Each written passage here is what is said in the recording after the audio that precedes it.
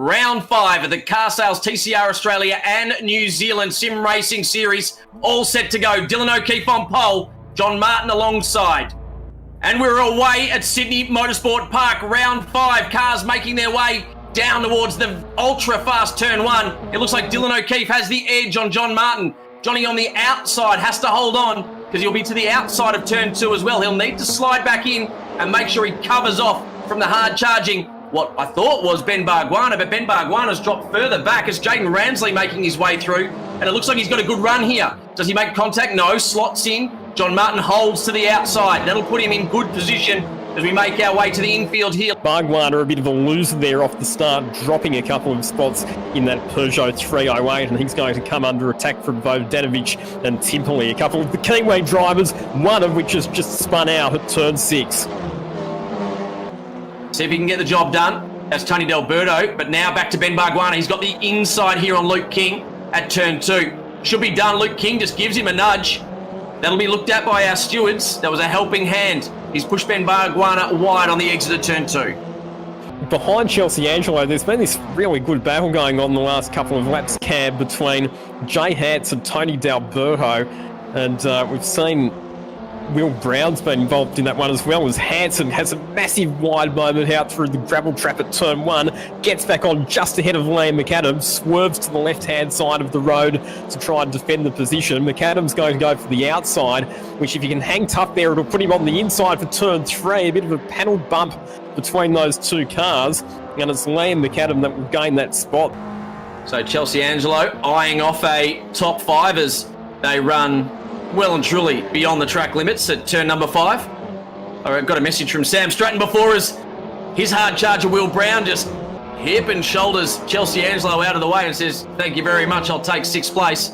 Will Brown on an absolute charge at the moment. One of the things that you can never be in any doubt about with Will Brown is that if there's even the sniff of an overtaking opportunity, he will go for it, and he's made up 2 positions in the space for the last half a lap. He got past Chelsea Angelo, and he's just put a move on Peter Vodanovic there coming out of turn 11. Will Brown, who didn't qualify particularly well and started a fair way down the grid, he's shown tremendous race pace, and he's pushing up towards some of those cars as Angelo goes for a big lunge at turn 8, outbrakes herself, runs wide. Vodanovic slips back past on the inside.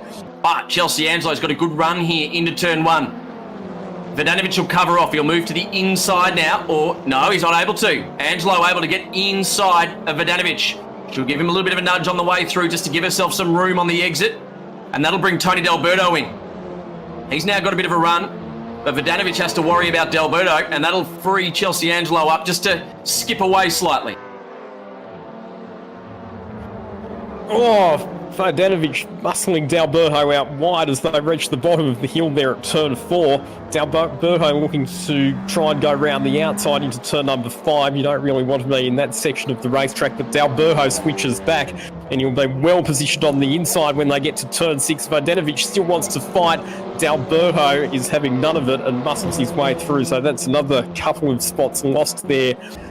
Oh, mistake from Jaden Ramsley, off the road all on his own at turn number 2, and drops out of 3rd position. He had no pressure from behind, but he's made a mistake, and not only does he lose 3rd spot to Barguana, but he's also fallen right back into the clutches of his HMO Customer Racing teammate.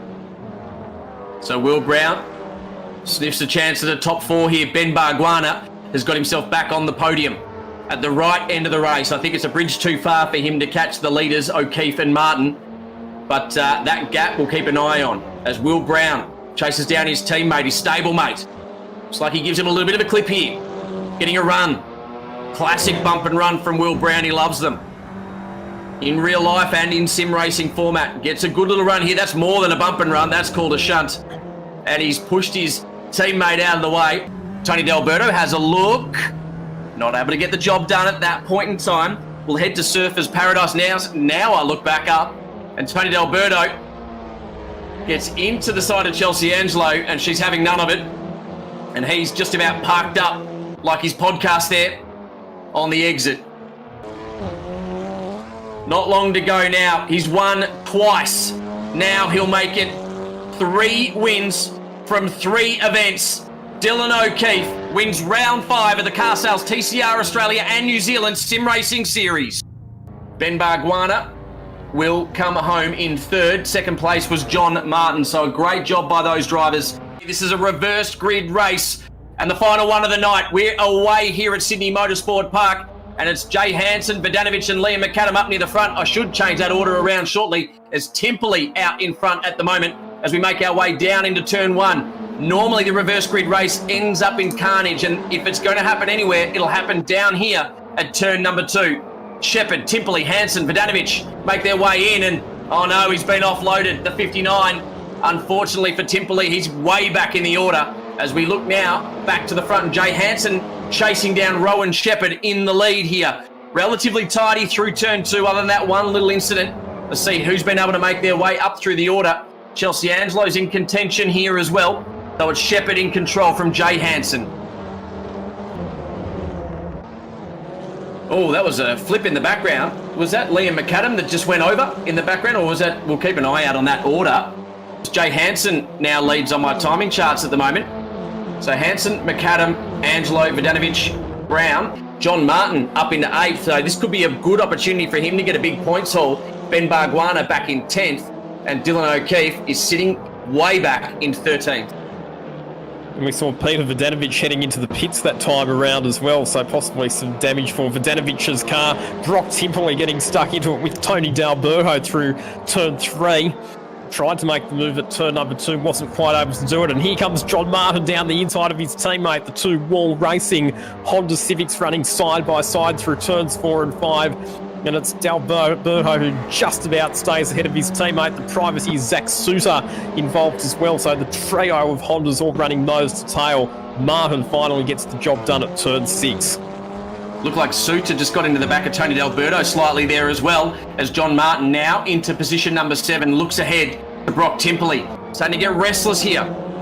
And Will Brown into the back of Liam McAdam. So an aggressive Will Brown gets the inside run.